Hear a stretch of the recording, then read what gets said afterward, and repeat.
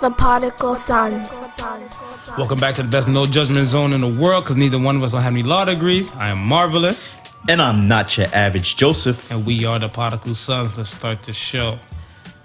Battle of the Beat Makers. Tell the masses about it.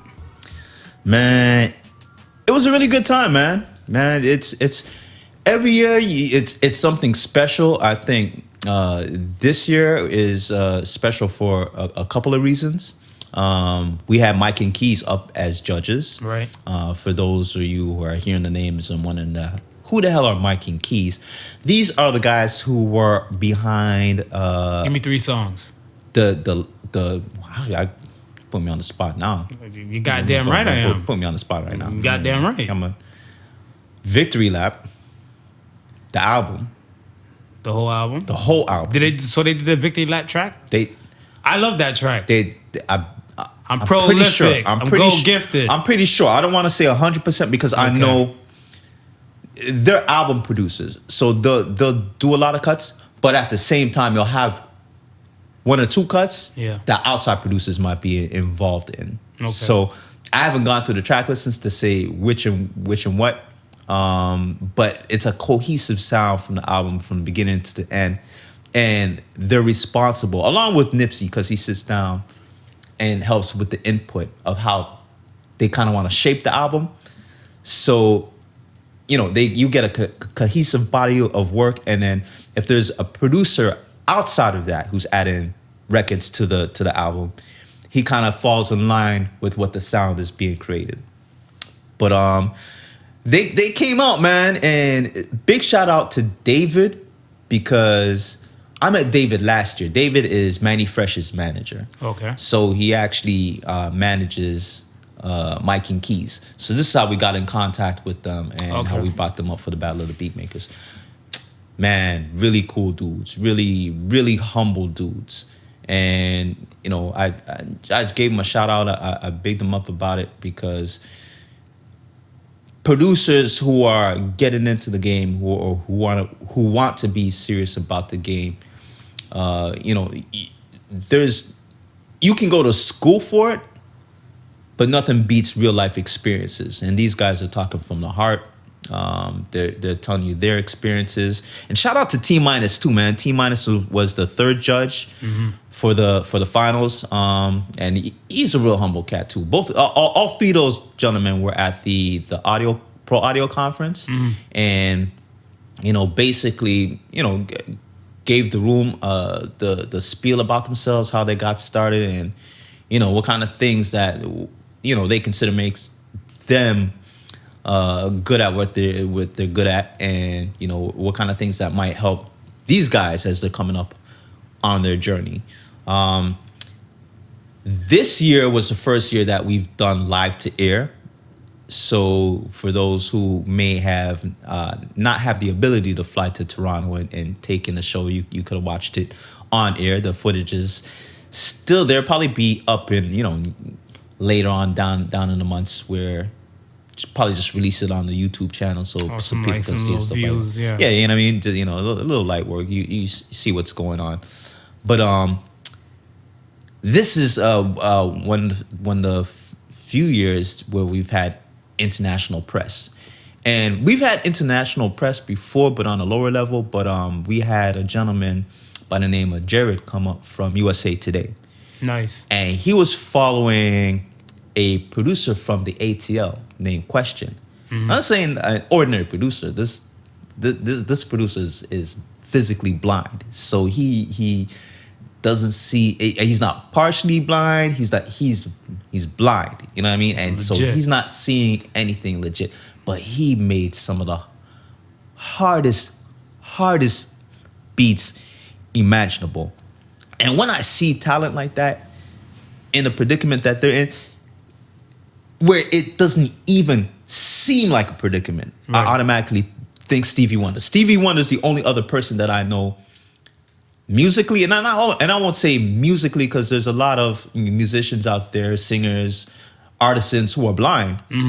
But between him and Question, these are people who I know who are on the production side and who physically use a computer with the technology added to the it. technology added to it. So you know what I mean. You have the music artistry piece, and then you have the technical side of things with the key with the Braille keyboard or something like that. Braille. I don't know if his keyboard is Braille, but he uses his computer keyboard. It probably doesn't necessarily have to be Braille if you've memorized where all the keys are at.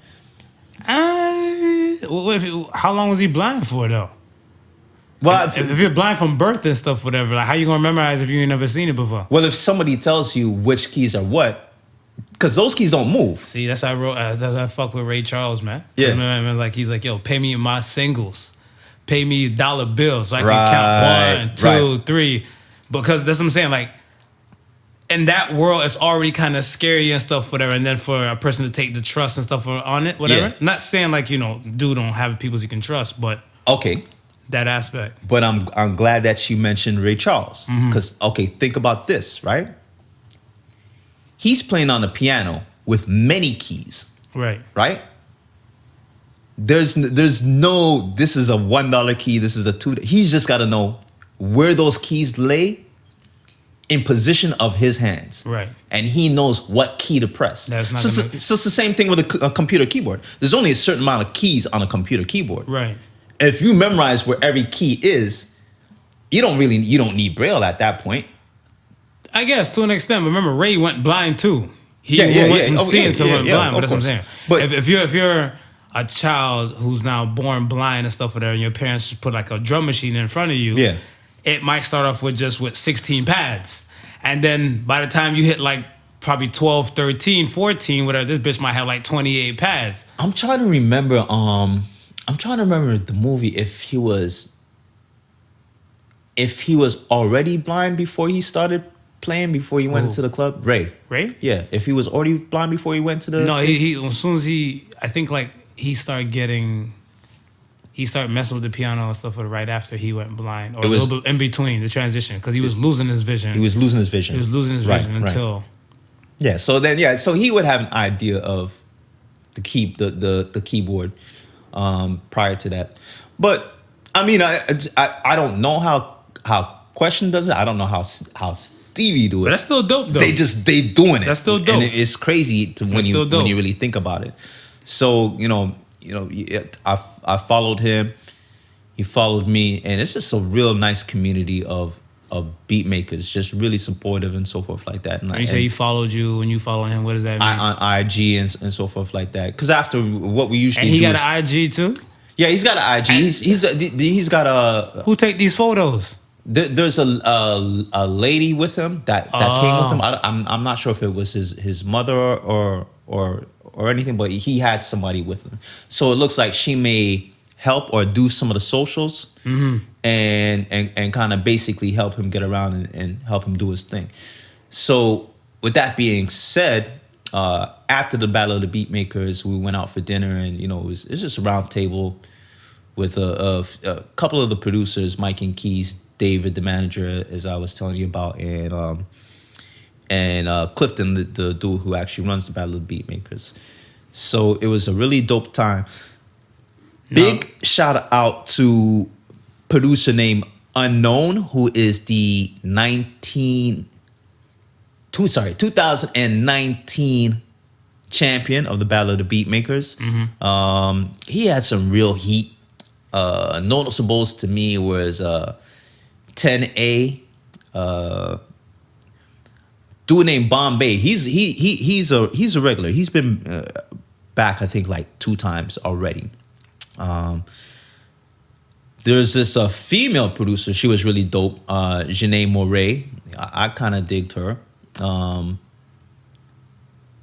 that's it. But Unknown was one of those guys from the preliminary rounds that you kind of had an idea that would go further or go deeper into the final rounds and so forth like that. And 10A, who was up there too, I mean, I thought he would have been, gone a little bit further, but he'd have been knocked out. He'd have been knocked out in, I think, maybe the second or third round. But it's real dope, man. It's really nice to see a community of people who are humble, just enjoying making the craft, and they haven't reached to the stage where money is affecting anything, or they haven't reached to a stage where it's all or nothing for them. It's college ball, though. See, it's college ball. This is college ball for them. It's college ball. This is their right. This is their Final Four, NCAA tournament, right?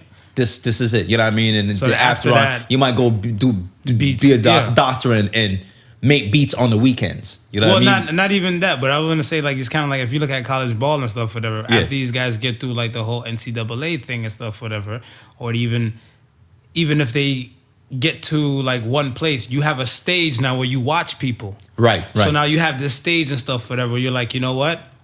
I like this person's beat and stuff, whatever, over there. Yeah. But they only fell short from the first round. Let me call them up and ask them how much would they sell that particular beat. Yeah. 100%.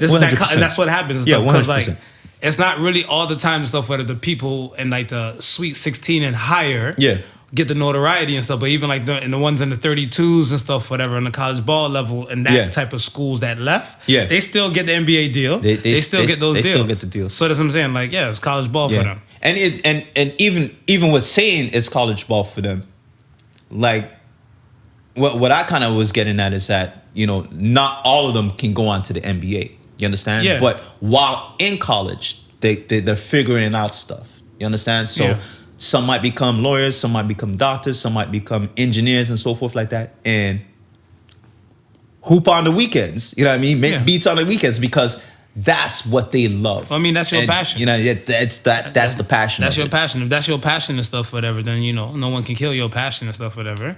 That's just be your thing. If you can make your passion into paper, then that's a different story. Then that's that's a bonus. Yeah, that's a bonus. Exactly. So that be that. So yeah, man. I mean, I guess we'll look forward to all the video footage and stuff, all that, future to come. Yeah, I took quite a few pics. I got some video footage. Of course, it's just all beats, so I didn't want to go too heavy on it. Because you stealing shit from there. No, you know what? When I do it, I'm gonna credit everyone. Make sure they get the rightful credit. So just in case somebody out there hears it, then they definitely know where to go and find out. And I mean, that's what the whole weekend is about. That's why I'm a part of it, because I like to see who's new, who's up and coming, and those who are deserving of a chance get a chance. And it's a platform that's designed that way. And it's, like I said, it's been 14th year. Next year is going to be a big one for us, 15 years in the making. And like I said, it's not only do we look at it as exposure for some of these guys, but a few of them have gone on to be Grammy Award winning, Billboard charting, worked with major artists. College ball, nigga. That's what I just said. Worked with major artists, yeah. So it's like, definitely, you'll go from that level and stuff. Not everybody's gonna be a LeBron James or some savant type of kid that just don't go to these type of places and just come up and just bam out. Yeah. Because there's probably tons of dudes and stuff, whatever, with the FL studio in their spot, trying to do the ones and twos and stuff, whatever, and they're not getting anywhere, no hits, no one's buying their beats and stuff, whatever, but they hear this competition, and it puts them on a platform for at least some eyes can get on them, some recognition. Yeah. So as I'm saying, like, after that, whatever, once the eyes go on them, the sky's the limit. I mean, and again, I can't stress enough how, we were happy that, big shout out to Jared Henderson, man, from USA Today, to taking the time to recognize these producers and actually want to do a piece about it. You know what I mean?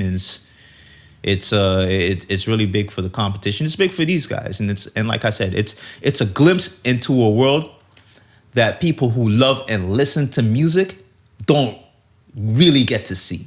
Right. So so now you get to understand the creators of the sounds that you hear that make some of your favorite artists great.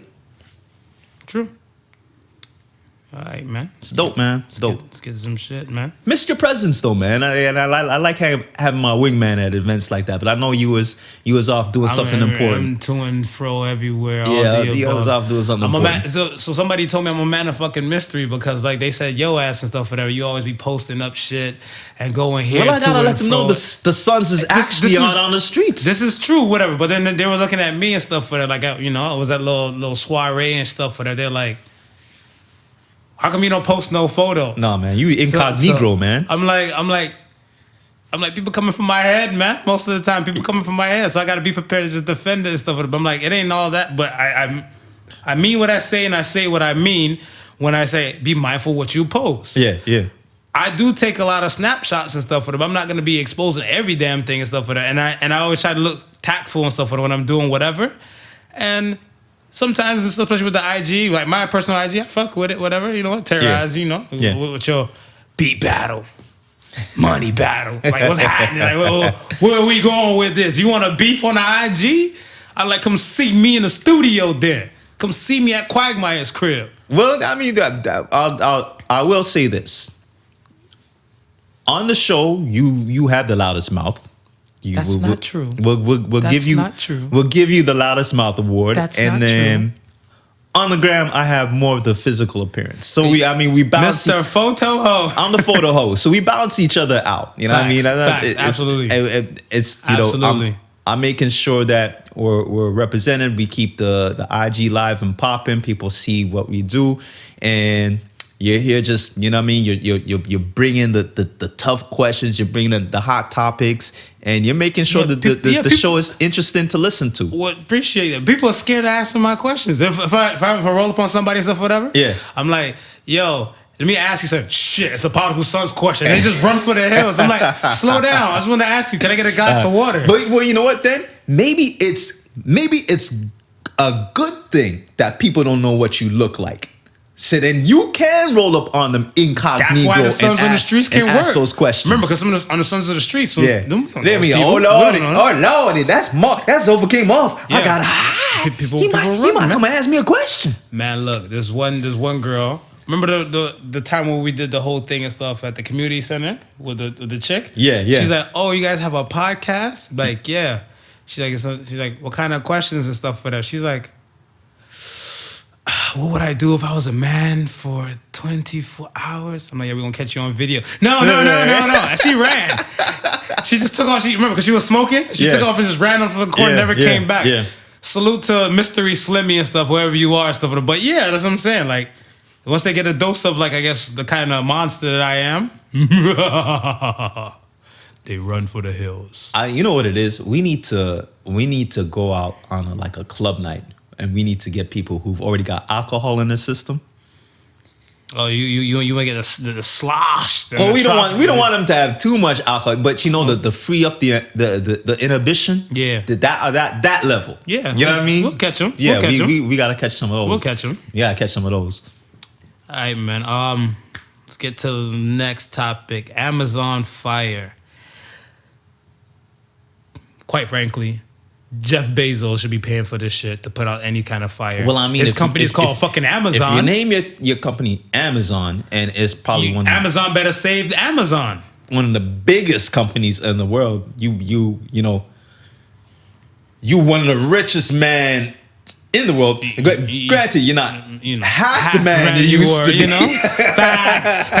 Facts. You ain't half the man you used to be. Shout out to my boo Mackenzie. Marvin's out here single. She came in and she dug one half of those pockets. Yeah, she dug in, man. But I mean, still with the amount of money that you have, you could have you ain't need nobody to help you. Nah, he could be Captain Planet by his goddamn self. By him damn self. And just think of, I mean, obviously, we want it to be done because it supplies 20% of the world's oxygen. Absolutely. But could you imagine the PR if Amazon saved Amazon? Yeah, it would be a perfect play of words, man.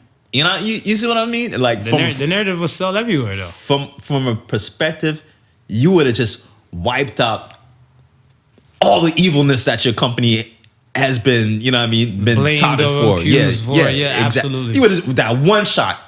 Right. Would have just did it. They go, damn, this man gave us back 20% of our oxygen. Yeah. You know what I mean? People would be looking at it like that. Right. You know, instead of the narrative that we have today. But you know, it's one of those things that I just see a lot of talking and not a lot of action. I'm telling you, everybody loves the concept of saving the world, but no one wants to help save the world. Yeah. Right? You're right. So I mean, when it comes down to it and stuff, like you were saying about what your post with the cathedral. Yeah. Right? Everybody and stuff, whatever, loves the fact that, like, yeah, God comes first and all the above, but God created rainforests. Man created cathedral. Yeah. Yeah. So, I mean... And I'm saying to myself, ain't that a bitch? Because, well, first of all, it took us almost a week to find out the damn rainforest was on fire. And how did the rainforest catch on fire anyway? Man-made shit, man. But, ministry slaps, though, whatever, right? Ministry always slap, whatever. Like, think about... Who was that? Creflo Dollar, T.D. Jakes, Joel Osteen, those type of religious dudes. Them dudes they see in paper. People know about them names because of the paper and stuff, whatever, right? The Amazon and stuff, I think what fucked me up about the Amazon that kind of got my head was I'm like, what if the cure for AIDS was in that sector that got burned down? And God's probably up there looking like Kermit the Frog with the tea like, well, bitch. You could have helped yourselves, but it's a man-made fire, right? It's funny that you mention religion, and we talk about the cathedral that I mean we knew the very next day that it caught on fire, and before someone can say we'd like donations, money was already rolling in. Yeah. I mean, I think by day 3 they reached like $1 billion or something stupid like that. Got the money back real quick. Look at that, right? And look at something like the Amazon rainforest that supplies us with 20% of the world's oxygen, right? You would think something like that, ministers would say, man, we got to save God's planet. Listen, instead of y'all donating to the church this week, we going to set up a fund for the Amazon. Nah. Ain't nothing happen. No. Money matters over morals. Money matters over morals. Yeah.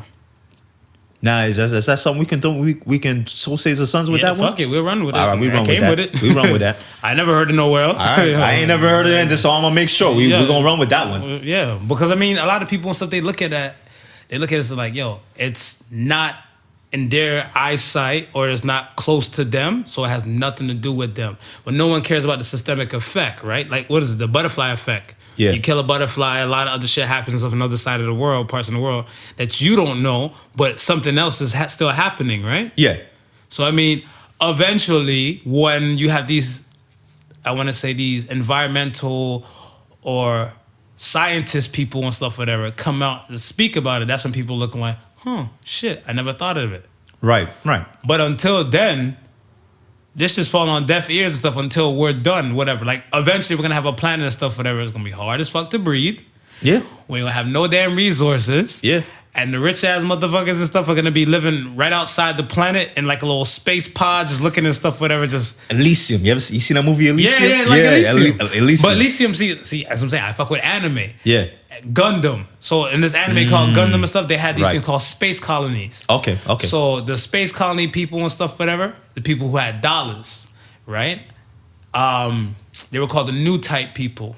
Right, okay. The new type, and then you had the regular earthly people and stuff that lived on Earth and stuff, whatever. Yeah. So they made like bootleg farmlands and all that type of stuff for them in space, but the people in space always looked at like pitiful poor people. That's why you're still on Earth. So you're still on Earth. Right. Yeah, so then when I seen Elysium and stuff for them, I'm like, y'all stole this from Gundam. Y'all owe them people money in Japan. Sunrise better come get y'all niggas. But you know what? I'm just mind my business. Yeah, mind your business. Mind my business. Yeah. But if y'all do get that money, Sunrise, you remember Mars stood up for you, so cut the check. Podical Sun, CTC. But yeah. So I'm saying, like, we as people, throw myself in the mix as well, whatever, right? But we as people and stuff, whatever, don't put that best foot forward pertaining to our overall world. Yeah. Because I remember somebody said this shit to me one day, and I ate something, say I threw away the wrapper and stuff on the ground. They're like, oh, why you so quick to throw the wrapper and stuff on the ground because it's trash? But you probably stayed with a trash-ass girlfriend for like years. I went back and I picked that bitch up and I held it until I found me a garbage can. Yo, this shit hurt. But it was facts. Facts. So I think twice now and stuff, whatever, that if I'm going to go like just dump some shit on the ground and everything like that, whatever. Yeah. I'm like, nah. You know, that's something when I was younger, I wouldn't care. I would just throw, you know what I mean? Like a gum wrapper. Yeah. Would just say pop fuck cabinet. It. Yeah. But I don't know. It's I won't say just now, but it's been a while where I just been super conscious with stuff. I'll put shit in my pocket before I throw it on the ground. That's true because eventually when you empty out your pockets, you throw it in the garbage. Yeah. So it's funny that we're talking about that because last night at the Battle of the Beatmakers competition, one of the producers had come to me, and man, this is what I'm talking about. Like when you know people are humble. I had the smallest piece of paper that was scrunched up, and another piece of, I think it was like a tissue that I had in my hand. I was looking for a garbage can, right? A producer came up to me. He goes, "Do you know where the garbage can is?" And I go, well, I haven't seen one, but I was looking for one too. And he goes, "Yeah, because I had this piece of paper." He had an even smaller piece of paper.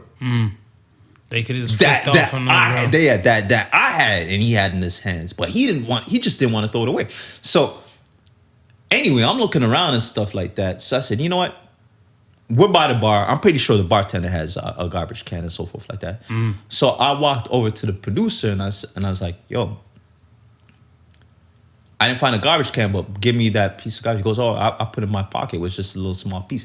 And then he went in his pocket. I said, no, just go ahead. Just give it to me and I'll ask the bartenders. So he went in his pocket and he gave me the smallest piece of garbage that I've ever seen. Something that it would have probably fell out of your pocket. You wouldn't have known it anyway. Right. You know what I mean? Right. People would have walked past it a million times because it was just so damn small. They wouldn't have seen it and be like, why would you do that? You know what I mean? And he gave it to me. So I just, I asked the bartender, I go, is there any garbage cans around? I didn't want to directly ask her, can you throw this in the garbage? She was like, is there any garbage cans around where I can throw away this garbage? She looked around and she's like, not that she could think of, which is weird. I mean, we're in a venue. You should have garbages around, right? And she goes, well, what do you have? And then I showed her my hand, which was like the two smallest piece of papers that you can imagine, and a crushed up napkin. Right. And she's like, give me that shit. So I gave it to her and she threw it in the garbage. But just that mindset of not wanting to litter the earth or treat the earth like it's just, mind you, we're not even good. Outside. We're in a venue and we still have that mentality. Right, which is great. I mean, like a lot of people and stuff, they come to a point of time now where they know you shouldn't be littering. Yeah. But they still give 0 Massachusetts. Yeah. Right? So if they don't give it 2 Massachusetts, then what the fuck? What the fuck? So, I mean, I don't know. I look at it and stuff as that us as people and stuff, whatever, we just need to do better about saving our planet. These man-made fires, they need to stop. Like, ASAP. Salute to the indigenous people and stuff that are losing land and stuff, whatever, over there in Brazil. Well, I was about to say, I just find it funny how they won a court battle to save their land. And then like a week later, their land's on fire. Yeah, because it's man-made, man. They know what it is. They're going to dig lots and make parking lots and stuff, whatever. Any empty space you see, look, we live in a concrete jungle and stuff, whatever, like Toronto. Yeah.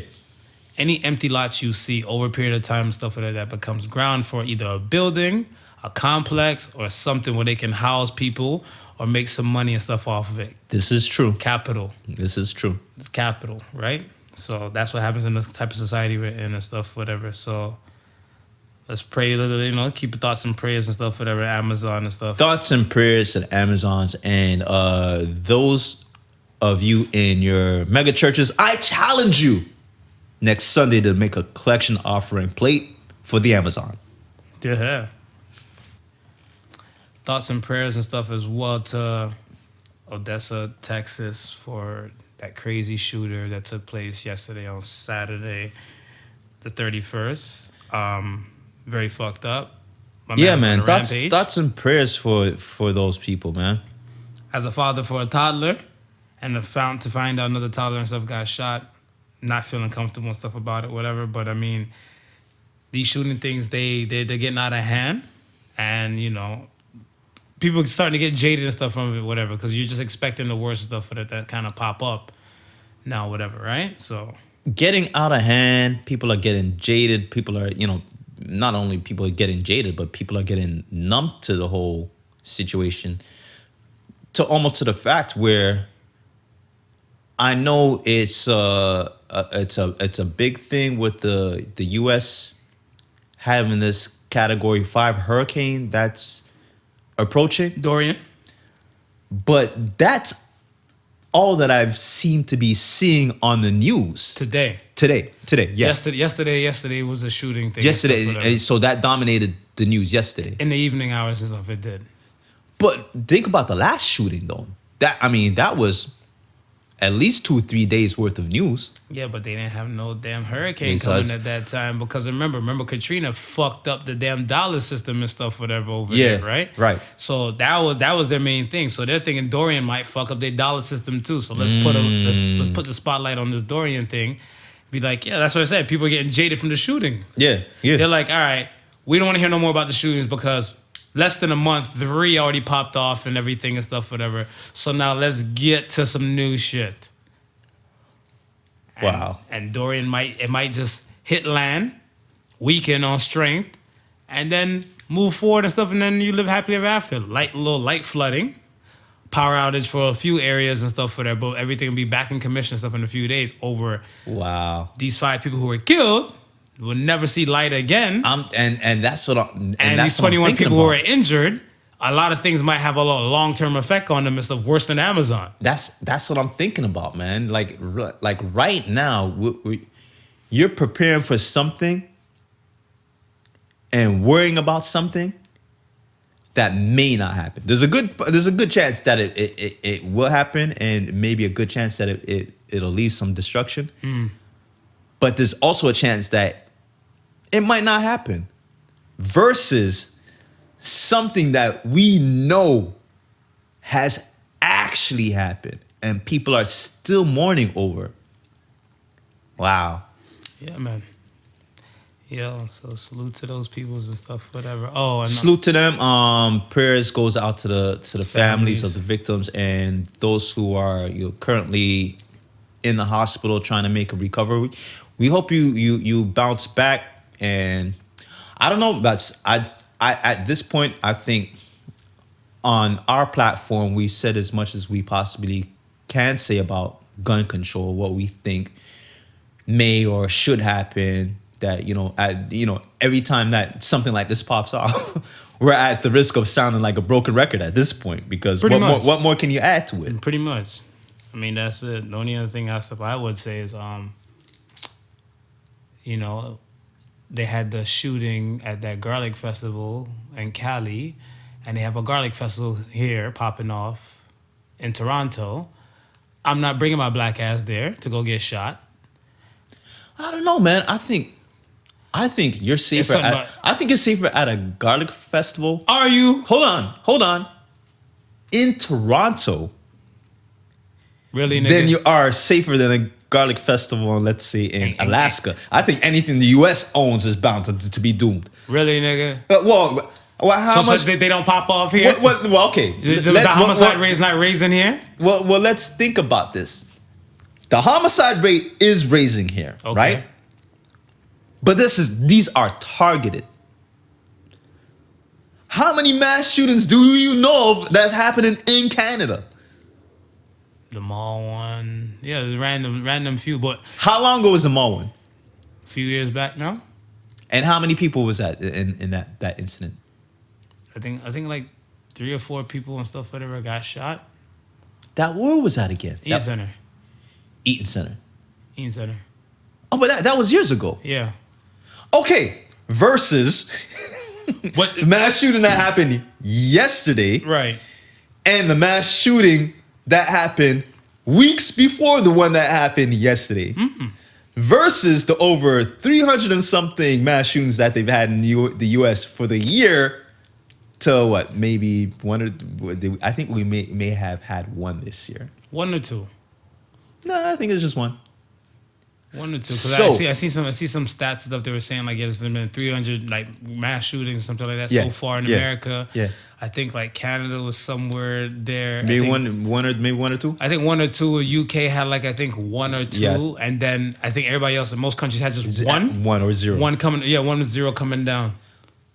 Okay, so I think I stand by my prediction that you're kind of safe going to the garlic festival in Toronto, Marv. I'm not taking no chances. Go get garlic on your breath, bro. I'm not taking any chances and stuff. Whatever. I'm saying this in a non-racial type of way, but take it how you want it. With all these shootings, I'm kind of iffy on some Caucasian folk now. Kind of iffy on some Caucasian folks. So you think somebody's just gonna have some bad garlic in Toronto and be like, yo, listen. I don't know. People don't look happy no more. Mm-hmm. Yeah. People don't look happy, whatever. Be like, hey, how are you? They growl and shit, whatever. I'm like, all right there, calm down, pit bull.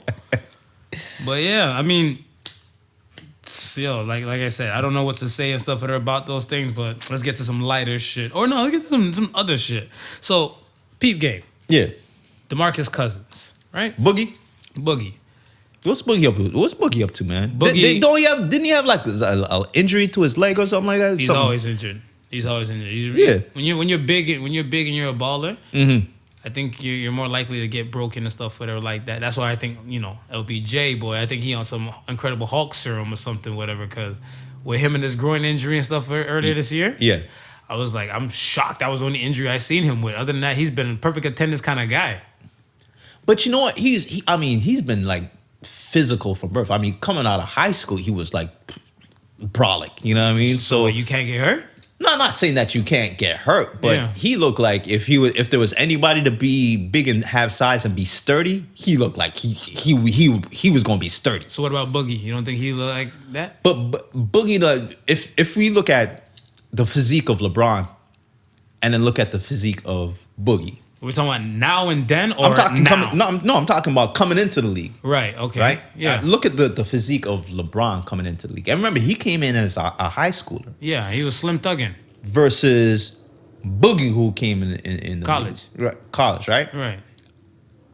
I think LeBron would have been more sturdier at that point than Boogie. I don't know, just me. Cocaine. Boogie a little bit more longer. You know what I mean? So that may have his effect. He put a little bit more weight on, which was, it's not muscle, it's weight, right? That might have a little effect on it. But I wouldn't put it past LeBron being on any Superman serum. HGH, man. HGH, human growth hormone. I wouldn't put it past it. But yeah, so with Boogie and stuff, whatever, his shit and stuff is that he's getting married. His baby mother and stuff, or his son, he contacted her on a phone conversation. She recorded the full phone conversation from jump. Your spider sense should have went off. Yeah. My spider sense would have went off and stuff, whatever, automatic. He asked if his son could be present at his wedding coming up. She said no. So from conversation went from cool, calm, and collective, till she threw him out of character, and he said, paraphrasing, I got a bullet for your head. And she took that kindly and just took the phone conversation, I guess gave it to the authorities, and gave it to TMZ, because after TMZ got wind of it, the authorities and stuff, they issued a warrant for his arrest. Oh, they issued a warrant because he uttered the threat. Uttered the threat, whatever, right? So from there, I'm looking at it and stuff, I was like, yo, this is a fucked up baby mama drama right here. I wonder if she had given them the context, or if she allowed them to hear the phone conversation in full and not just the part where he made the threat. No, she probably gave him a piece and stuff whatever from from what I heard from TMZ. Yeah. I'm assuming that's the same piece she probably gave to them. She gave him the same piece? Yeah. Because I'm thinking to myself, and with officers, I guess you do have a certain amount of rationale, but then again, you still have to follow procedures and protocols and so forth like that. So while they probably not take Boogie seriously, she's coming to them with this. They got to take it into action. Facts. Yeah. It's like one time I was in just a little side note. One time I was in an accident, right? A little fender bender. There was absolutely no damage to the car in front of me, no damage to the car behind me, right? The husband came out, he's, making up all his noise, this, that, and the third. The wife comes out. She is calm as hell. And this is how I know ain't nothing wrong with the passengers in the car. Because these motherfuckers got little kids in the backyard, and these kids making fun of me, making funny faces at me. So I'm like, everybody's okay, right? The wife looked, I don't know if they were looking to go somewhere. The wife is like showing his wrist, like, we got to get out of here. And the husband's like, no. So they stay there. They made me stay there, and we had to wait for the police to come and so forth like that, right? Right. So meanwhile, we're waiting for the police to come. This ambulance pulls up, and he's like, is everybody okay? He was like, yeah, you know, I'm not fine. You know, they look fine and stuff like that. So he went to ask, you know, the people in the vehicle if they were okay. Yo, next minute, I see the lady coming out, holding her neck, holding her back. Oh. Walking towards the ambulance. And I'm saying to myself, payday. I'm like, what the hell? Payday. So the ambulance driver comes over to me. He's like, he's nodding his head side to side. He goes, listen, I don't think there's anything wrong with this lady, but because she says that there's something wrong, I gotta take her to the hospital. So I'm like, man, it is what it is. Were they Sri Lankan?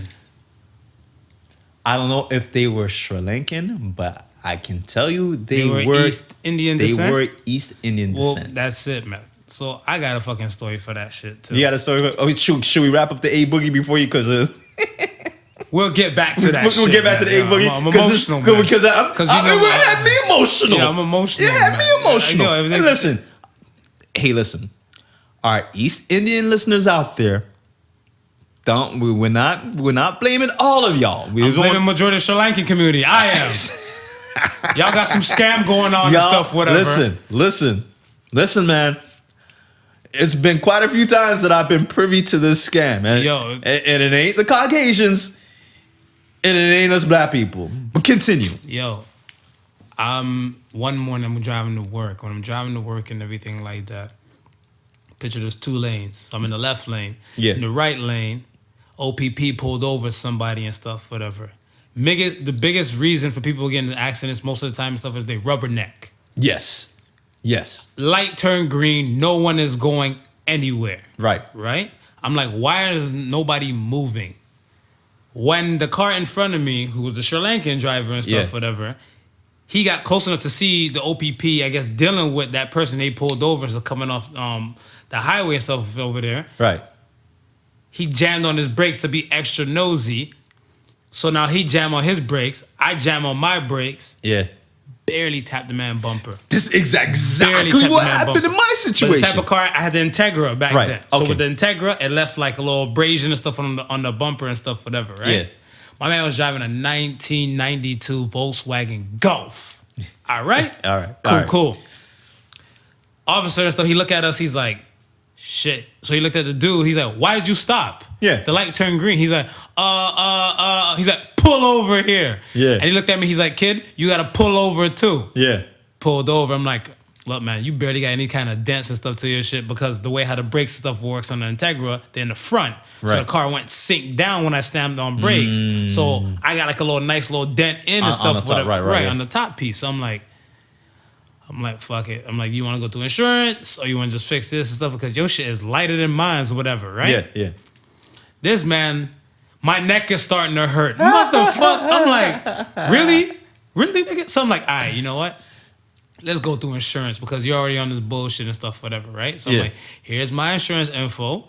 This is your insurance info. The cop come over there, write him the ticket. He didn't give me a ticket because he's like, kid, you were just victim of falling too close. Yeah. But this person stopped on the green to rubberneck. Yeah. So that's why I'm giving him the ticket, whatever, right? So I'm like, whoop, whoop, saved by the bell. Same situation that happened with me when the police came over because, listen, the dude was just acting extra to the point the police was getting pissed off now. Right. And he kept coming out, he's like, yo, I didn't tell you to get out your car. Go back to your car. So he goes to you, and when he was finished, he goes, listen, I'm not writing any tickets here.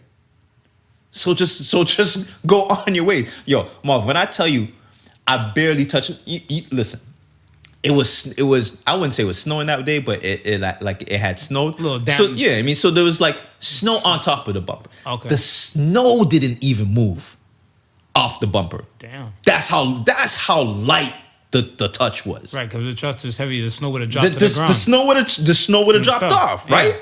That's how light the hit was. They got a scam going on, man. I went in. So, peep game. After all that shit and done and stuff, whatever, this like November. I remember because it was a Call of Duty game, whatever. Like, I think one of the Modern Warfares and shit was dropping. So, like, November 2009. Yeah. Right? Minding my BI and everything and stuff, whatever. The statute of limitations for car accidents is 2 years. Mm-hmm. Right? Mm-hmm. So, the Halloween, me and my peoples and stuff was about to dip. Me and Ben Dillinger's brother, we about to dip somewhere. All right, okay. So I'm about to scoop him. He's like, I'm gonna come to the house. I'm like, I bet. Then we're gonna go dip off to some Halloween little function. Yeah, right? yeah. I get a knock at the door. I'm thinking it's him. I'm like, what up? Some chubby dude and stuff with some glasses. He's like, hey, Marvin? I'm like, yeah. Here you go. I've been served. What? So I'm like, I got served. I'm like, what the fuck I get served for? I'm opening this shit up, but this dude, he's still walking. He cut.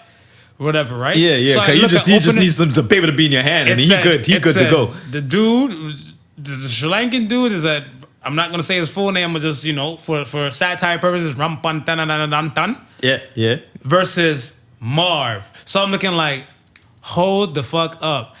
This man is issuing a lawsuit for $250,000 off a 1992 Volkswagen Golf.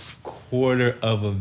$250,000. 250 racks. Wow. So I'm looking at him like, I'm reading this shit. Wow. I'm getting heart palpitations and stuff. I'm like, I don't got that kind of bread on me and stuff like that. Whatever. Like, I'm gonna have to start sucking dick on Church Street to start paying this money now. Wow. Whatever, right? I'm like, what's going on? Reading through it, he lost the ability to do day-to-day life. For the listeners and stuff, whatever, this is a standard lawsuit they issue when you're in an injury with a car accident and stuff, whatever. Yeah. You can't perform day-to-day duties, lost enjoyment to life, can't make partner feel good with pleasure. Yo, this shit was crazy. I was sweating bullets that night and everything like that. So then enters Ben's brother now. Right. I'm telling him and stuff, and I'm like, yo, I just got served. I opened up the door for a dude I thought was you and everything and stuff, whatever. He looked and he started laughing. He's like, oh, that's small change. His boy got into a bumper to bumper with somebody and the guy's suing him for $1 million. Wow. So he's like, step your game up. So then that's when I stopped sweating. I'm like, oh, this is a standard thing? He's like, yeah, just contact your insurance company and everything like that, whatever. Yeah. My insurance company went to court and everything and stuff with him. Yeah. He got $0.0 because he waited so long for the statute of limitations. If you lost enjoyment to life, this is shit you mentioned in the beginning. You don't wait till almost 2 years. Yeah, of so course. I'm like, yo, fuck them and their bullshit. My situation was kind of similar, but it wasn't that bad. I think it may have been a year or two after that. The police called me to follow up because I guess they must have needed. I don't know what was happening. I guess they needed to follow up with the statement that they had taken from me from that time. And from that time. So when they had caught me and I was saying, well, obviously there might have been some legal procedure that like, you know what I mean, that might have been taking place, and now they're calling maybe the police for the witness or this, that. I didn't get served with anything, so I don't know. But I just know it was stemming from back then. Back to Boogie. Back to Boogie. Man, well, Boogie in his situation and stuff, whatever, like the laws and the courts, they side with whoever tends to go with them and stuff, whatever, first. Right? Okay. Man, I know baby mamas can get wild.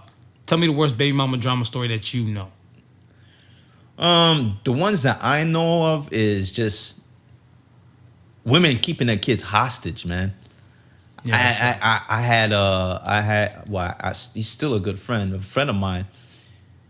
He hadn't seen his kids in, I gotta say, it's gotta be over 2 years now. Damn. It's gotta be over 2 years now. And he literally had to remove himself from the situation, fearing that he might do something out of the ordinary. And threat. And, lay a boogie threat. And lay a boogie threat. And maybe even, you know what I mean, take that threat. He had to remove himself from the situation because he was heated over that. And rightfully so. I mean, here it is, you hear the song, let's go half on a baby. Like, this is half you. Half of this is you. You understand? It's not like you've never been a part of the kids' lives. You've been a part of the kids' lives. Right. Up to a certain age. You understand? Mm-hmm. Now, all of a sudden, your baby mama want to give you some sort of drama and like cut that bond altogether. Mm-hmm. Yeah, you gonna go through some things, man. Of course. 100%. You ain't human if you don't.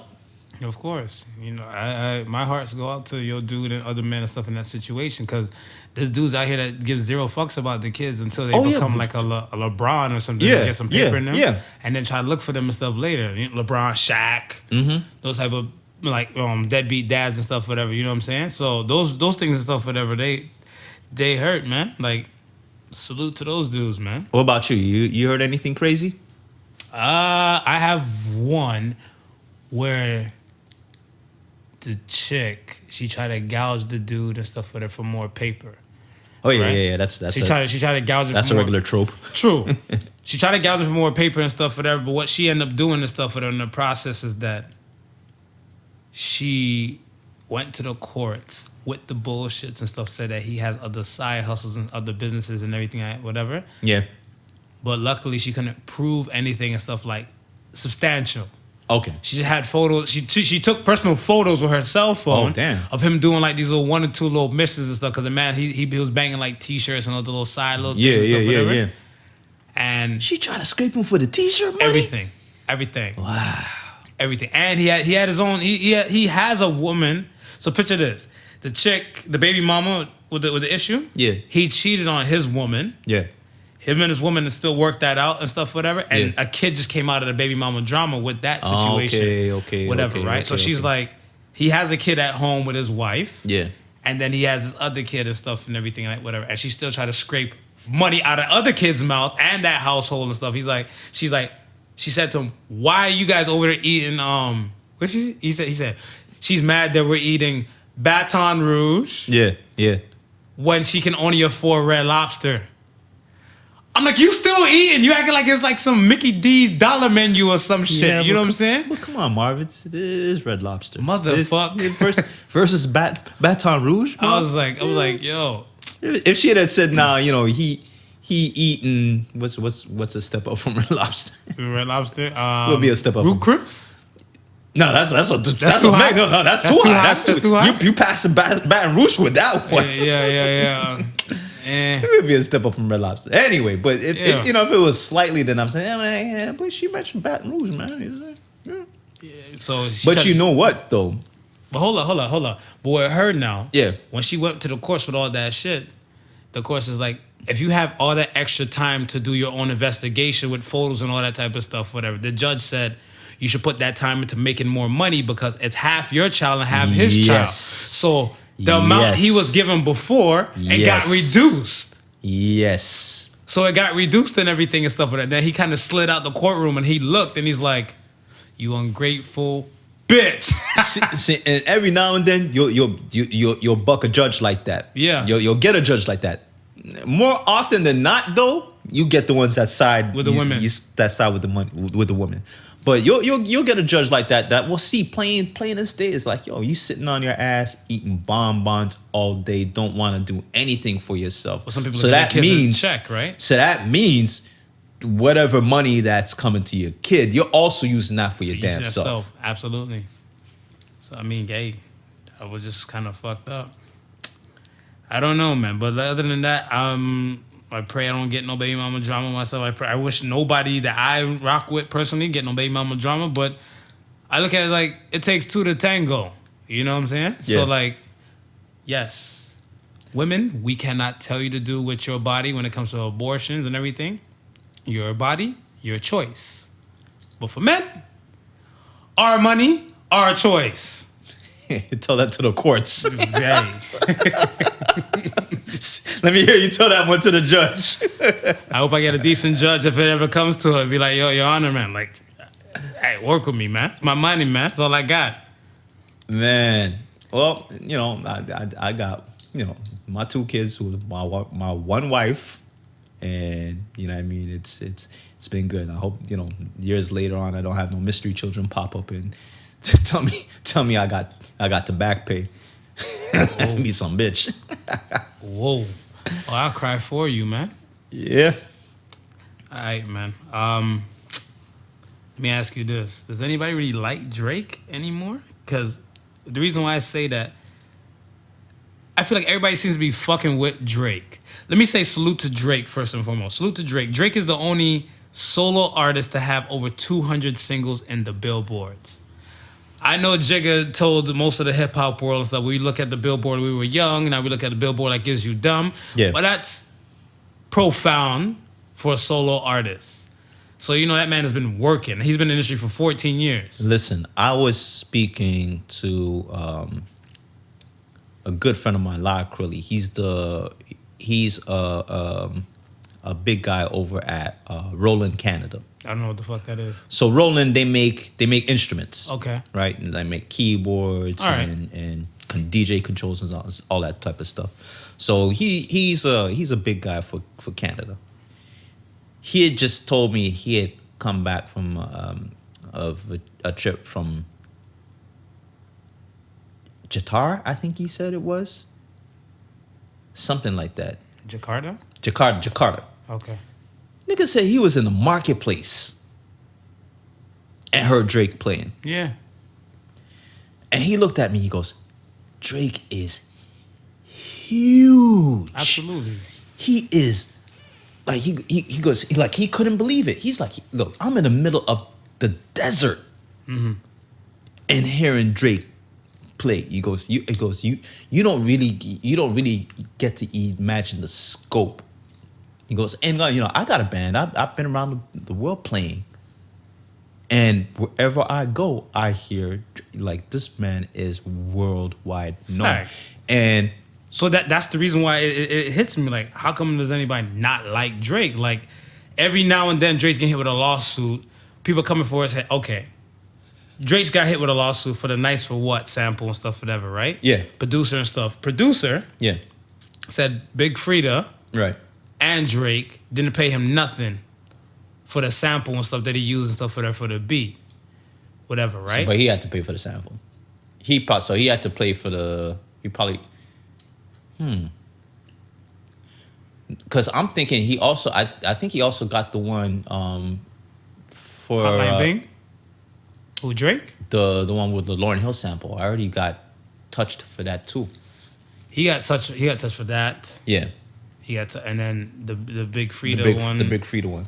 That one. Yeah. And then remember he got touched with Hotline Bling and stuff a few years back. But I wouldn't necessarily like those sort of things. I wouldn't necessarily make it fall on Drake alone because a lot of these guys are getting sued for that. Absolutely. A lot of these guys are getting sued for Absolutely. That. But that's what I'm saying. You got to go for the head. And if you go for the head and you take a swing and you miss whatever, you're gonna get some part of the body, which is gonna be your key to victory. Yeah. Right? So then you have that. Then with his new tattoo and stuff, whatever, with him and the Beatles. Right. When the Beatles walking around across Abbey Road. Yeah. And Drake's looking back, waving at them. Yeah. And the Beatle community went at Drake. But I'm like, if a nigga name is Champagne Poppy, this, and he light skinned, this is kind of like the realm of the bullshit he would do. This is the type of, you're gonna expect that from the Beatles community. But why though? It's the man's. But here's the funny thing, right? Okay. Let's look 20 years from now, right? Somebody comes by, right? Enters the music world and does the same thing what Drake does, smashes all of Drake's records, right? He get a tattoo of him waving back at Drake, waving back at the Beatles. The Drake community gonna go nuts. But my thing and stuff is that I don't feel like anybody should go nuts over that, whatever, because I want to say it's my body, my clothes, my thing. So like, yes, you have a right to say what you want to say and stuff, whatever, right? But when you want to get enraged and stuff to the point where you're not bringing this to like the social media plugs and everywhere and stuff, whatever. Yeah, I give two fucks, and I'm glad that Drake, that Mr. RB Drake Graham and stuff, is not giving two fucks and stuff about it too, because. What was I watching? Boondocks. You had a photo, you had a portrait and Boondocks stuff with her with Thugnificent in all white and like a little like angel gown. Yeah. Tupac, Biggie, Malcolm X, Martin Luther King.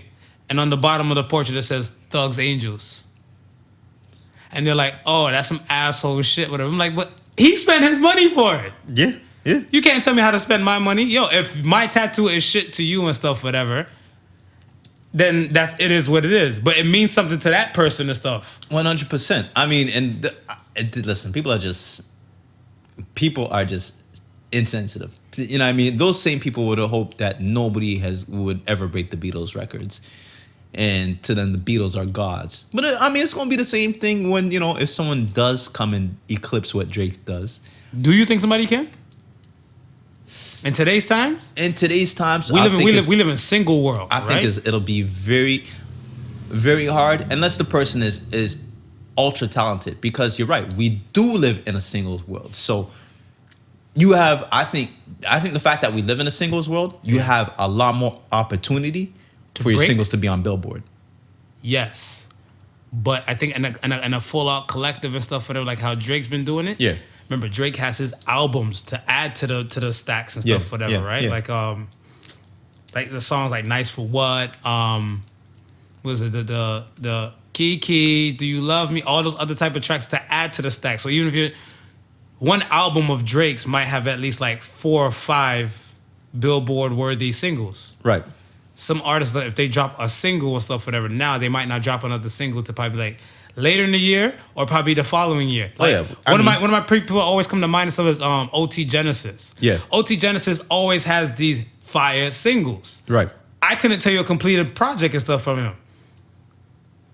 No. Because I'm in love with the Coco. But I mean, but like we're talking about, the culture is no longer album cuts. So you're gonna make singles and then later make a best of. Your album pretty much becomes a best of. Yeah. Because a lot of those cuts on the album, people have already heard as singles. What doesn't know? I'm saying you're thinking about like people like Drake. Yeah. I'm thinking people like OT Genesis. You make a single one year, yeah, fall off, and come back another year and make another single and stuff, whatever. Yeah. So let's say 5-6 years down the line and stuff, when you've been doing this now, you can just release a best of that has Coco, Cut It. Oh yeah. What's the other one? I'm the king of the ding-a-lang with Babe. I look like Babe. Yeah, you know what I'm saying? Yeah. So, I mean, with that being said and stuff, whatever, which race determines mainstream success? Because we know OT Genesis. Yes. Right? Right. Certain people and stuff, well, here I'm in love with the Coco. They might not know his face, but they know the song. They know the song. Whatever. Right? Nick Cannon made a statement the other day and said that white girls create stars. Yeah. You agree? I agree. I'm on the fence with it. I see it because like, if we're looking at a hip hop show, Caucasians tend to buy, more seats and dominate those type of things. Like I remember somebody said at a Kendrick Lamar concert. Remember Kendrick Lamar when he had the girl on stage and she said the N-word. Right. That college, it was like a kind of like a college kind of campus setting place, whatever. Yeah. Packed. It had more Caucasians than it had black folks and stuff for a rap show. Yeah. Whatever, right? I get it, but I feel like melanin makes money.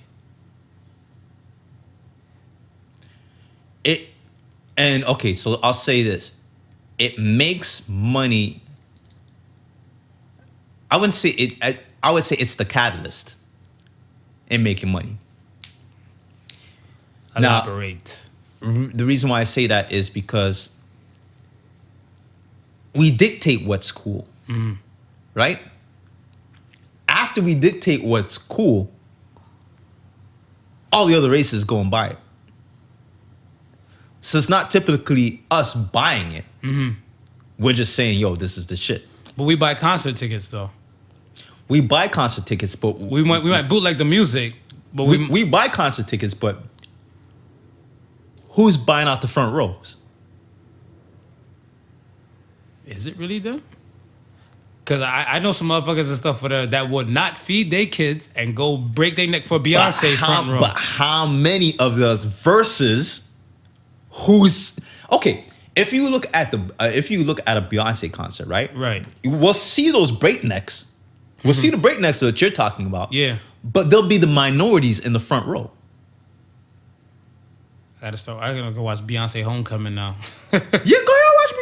I'm telling you, yeah. It also is going to be depending on what city you're also in. I mean, if you're in Atlanta, then it's obviously the numbers will be skewed a bit more. Yeah, but I'm talking on a grand overall scheme. You understand? Yeah.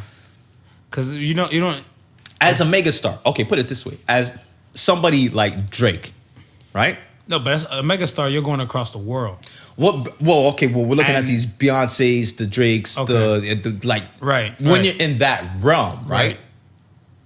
Yeah, it's the Caucasians who's making you rich, because you're being in markets where. So melanin's not making the money. You're saying it's a no. We're just we're dictating the coolness of it. So okay, my next question to you is like, Post Malone, MGK, Bad Bobby. White people never rocked with them. We did. Yes. We rocked with them. Yes. We made them cool. Yes. Didn't we make them money? Because when Post Malone tried to do his whole country shit before, it didn't go nowhere. He came with White Iverson. But we put the streams in his pocket. But this is what I'm saying though. We didn't make him money. We just made him cool. We made him cool to other white people and said, hey, he's cool. So now they're buying into his shit.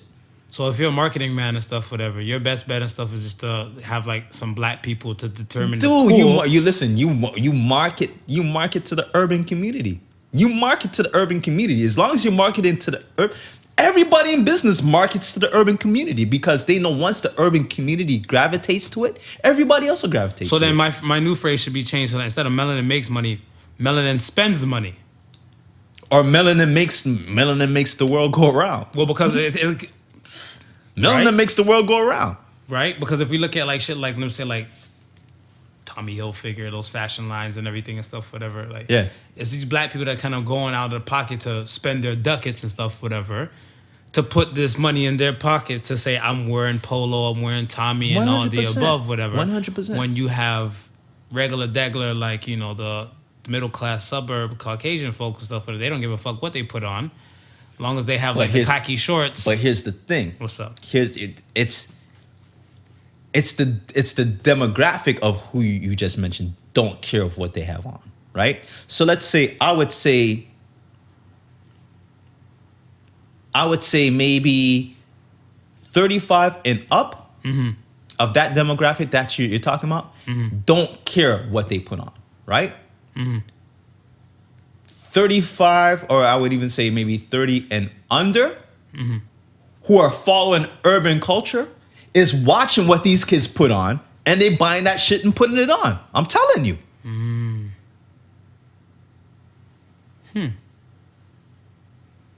Well, yeah, I see it.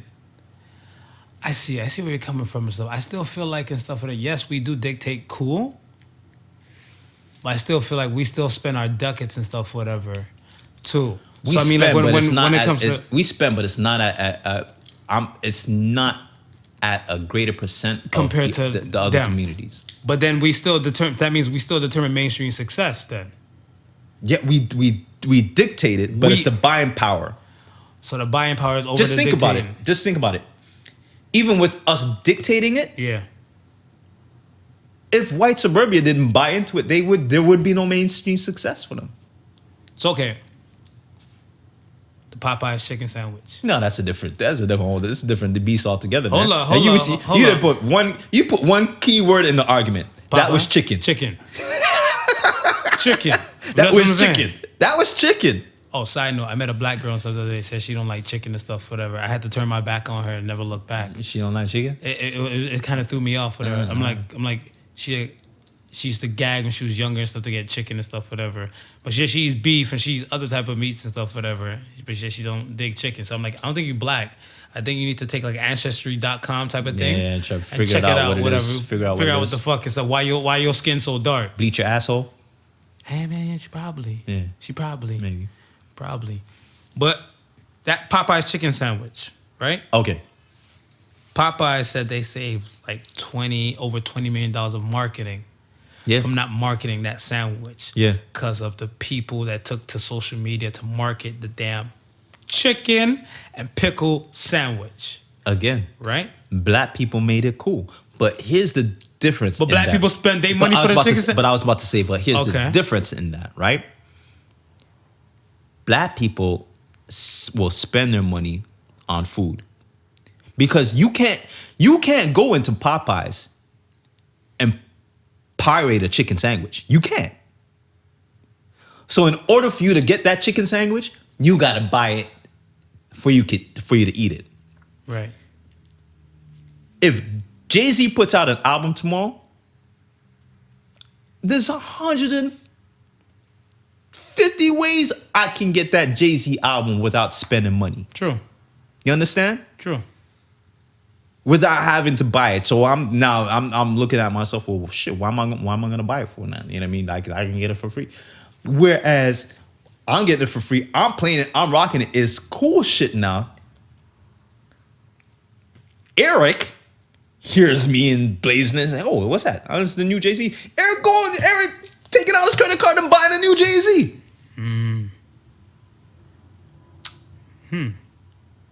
Well, that's a heavy debate. Look, man, if we could pirate the damn Popeye's chicken, Popeyes wouldn't be making no damn money off of it. It's so easy to do that. You just need like chicken fillet. Man, nobody want to do that work. Yeah, the work. Nobody want to do that work. They want instant gratification. They want to eat that Popeyes chicken. True.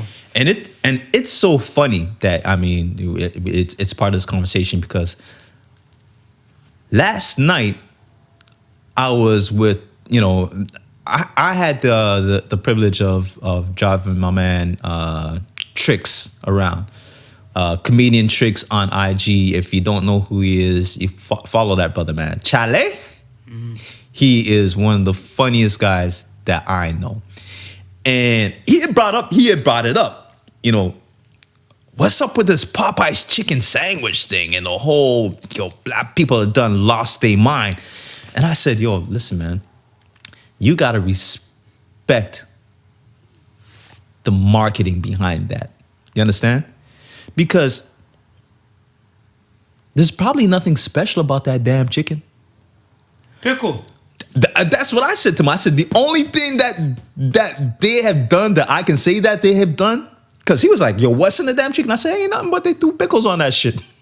It's the same sandwich they had before. I'm pretty sure of it. They probably just thrown pickles on it and said, oh, this, that, and the third. And we automatically perceive it's a whole new damn sandwich. So think about the marketing behind that. They just repackaged the sandwich they already had. Right. Put a pickle on it. You know what I mean? Maybe spice it up a little bit more with some sauce. And now said it's the greatest thing on earth. Put it in a couple of hands of the black people. Black people swearing by it. Like it's chicken they never ate before. How many ways can you reinvent chicken? How long we been eating damn chicken? I don't know. Yeah, stay tuned. You gonna try this chicken sandwich? You gonna try it? You gonna give it a try? You gonna give it a whirl? Right now I feel partly rebellious not to. I feel that way. I feel rebellious not to. I feel that way because I want to say, I felt just like how you said and stuff. I'm looking at like. It's just a fucking sandwich with pickles and stuff, whatever, right? Yeah. So I'm looking at them like, how are you guys going nuts? Like, I'm looking at stuff like that. If I looked at my IG feed, I have people like, I'm in Popeye's drive-thru. They on some bullshit and stuff. Yeah, I'm about to get these sandwiches. The sandwich is good as fuck. And then I had another person on my IG story and stuff like, babe, which sandwich is better? Chick-fil-A or Popeye's? I'm like, really? I'm like, really? Y'all got nothing else to do? That's what I'm saying. Like, you don't see me on my story and stuff, but then again, I'm the different one. No, well, you won't see me on my story. Yeah, so that's what I was like. I'm like, people are acting like they reinvented the chicken. This is what is going on right now. It's like, like you would have swore Popeyes grow their chicken, and like they grow some super chicken. Yep. And that only this it's like the sandwich is the Kobe of chicken. Whew. I don't know. I don't know. I don't know. I'm gonna rock with it. We'll see what happens and stuff, whatever. Somebody might fuck around and be like, buy the sandwich, just hand it off to me and stuff, whatever. I might be like, well, I ain't spent my dollars for it. But then that, like, And who knows? I may bite into this thing, and it might be the most greatest chicken sandwich in the world. But I ain't racing out to go find that out. They sold out of chicken. People say you can't Uber Eats the damn chicken sandwich and stuff, whatever, because that's the only thing on Popeye's menu that's sold out. People are buying the sandwiches, trying to sell them on the streets. I'm trying like, buying no cold ass sandwich. But I'm trying to figure out, how do you sell out of a chicken sandwich? I don't know. Wouldn't you say to yourself, okay, all right, it's plain to see they don't want our regular chicken sandwich, so let's cut back on our regular chicken sandwich and just stock up on this extra pickle sandwich. Yeah. It's a marketing ploy, man. But as I said, Popeyes are laughing. They saved $22 million. My man Trix was saying, yo, they probably have like 5 of those sandwiches in each restaurant. And as soon as the 5 is bought out, they go, oh, it's sold out of chicken sandwiches. This, that. Who are we to know? That's true. But there's some niggas hopping over the counters.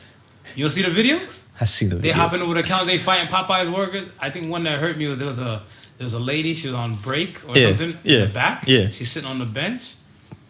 Her look on her face looked like Michael Jordan flu game. Like when he looked sick, like he was just done. Yeah. But he's still going in. She's like, yo, I still got to finish this shift. I'm like, fuck. I was like, one sandwich did this to the peoples. But hey, I mean, that's what I'm saying. That's still, to me, it's still on the line stuff is that the melanin, well, let me say melanin don't make the money. Melanin makes the marketing then. Yeah. We are the marketing strategy. Melanin makes the marketing. We are the marketing strategy. As long as we say it's cool, it's cool. Yeah, black folks, man. Yo, let me run something past you real quick. A few weeks ago and stuff, whatever, Chris Cuomo from CNN, right? Yeah. He ran into a white dude and stuff, whatever, in like a little public setting, and the guy called him Fredo because Cuomo, I guess, is Italian descent. Right. Okay. He said Fredo's from The Godfather. Right? The weak one. Okay. So he said being called Fredo to an Italian person and stuff is like being called the N-word for a black person. Do you agree to that shit? Oh, no, it's not. No. I was like, I asked like probably 5 or 6 Italian descent people that I know. Yeah. One person that was born in Italy and actually came over here and stuff to Toronto and stuff, whatever. Yeah. And they said no one pays Fredo no mind and no one thinks anything. They said the worst thing they can been called, whatever. Yeah. Is WAP. I was gonna mention that. Like, that's a term that I know. WAP to the people that don't know is without papers. Yeah, that I heard without papers. I heard without passport. Without passport, yeah. That is something that I can say I have heard and known to be derogatory towards Italians. Yeah. This whole what I can't even remember the damn term. Guido? Fredo. Fredo, like Alfredo sauce. Like Alfredo sauce. Yeah. This is the first time I'm hearing it mentioned was with Como. Yeah, I don't know. That boy, he was tripping and stuff. But I was asking, like, I asked other races and stuff, whatever, too. Like, I asked Asian dude and stuff, and I'm like, what's the worst thing you could be called? And he said to Asian dude and stuff, whatever, they got more racial slurs and stuff against them. Yeah. So he said a lot of times and stuff, whatever, that's the reason they tend to stick to their own. Because they're more likely and stuff, whatever, if they don't fall suit or hit the mark and stuff and everything, like, whatever, the racial slurs will come up real fast. I'm like, the same thing like black people. Yeah. Whatever, right? So he's like, yeah. But I'm like, you ever heard of an Italian person said, like, you know, they had, like, bad... He's like, nope, just probably WAP. I asked Italian people, they're like, just WAP. So I'm like, Fredo was nothing on the radar. So I was like, okay. But, like, I guess maybe because the guy was just trying to bully him and everything like that, right? Right. And then he just got emotional. He got turned, and the guy's laughing in his face and stuff, whatever. But I kind of liked it when I was watching the video. It was kind of spicy? It was semi, but it was like, you know... Like, semi-spice? Every now and then, like, you know, when the white on whites, they fight and everything, and they argue. Yeah. I'm like, let them fight. You gotta let them go at it a little bit. You know, every now and then. Because, like, you know, they go at us on a one-away. They might pull a gun on us one-away. We might fight them and just let them fight. No, you gotta let them sort it out for themselves sometimes. But I guess that guy was just being a bully. Ooh. Would you befriend a bully?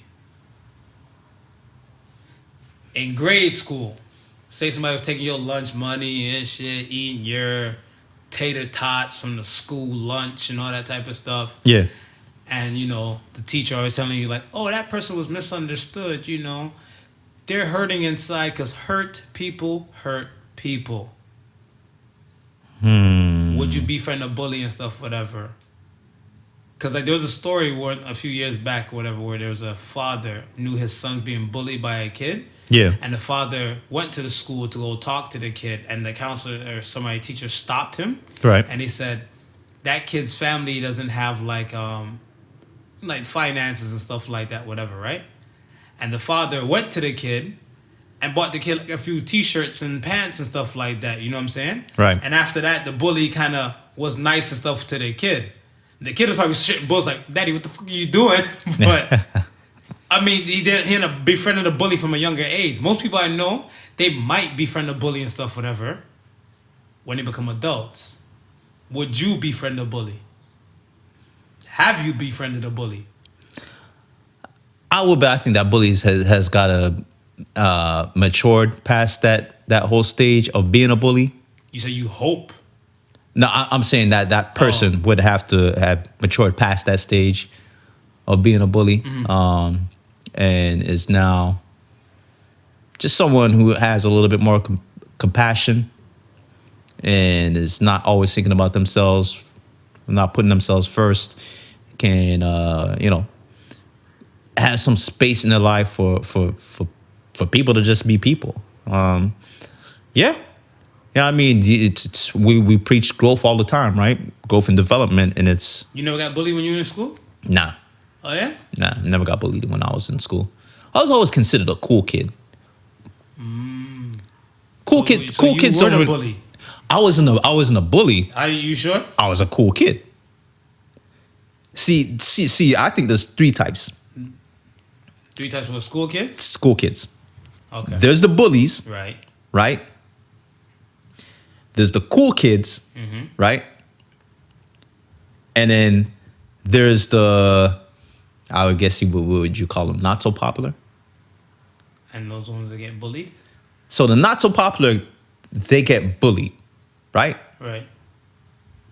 The cool kids just treat them like they just like every other kid. So they like the cool kids. Oh, so you're the asshole. You watch them get bullied and you don't say nothing.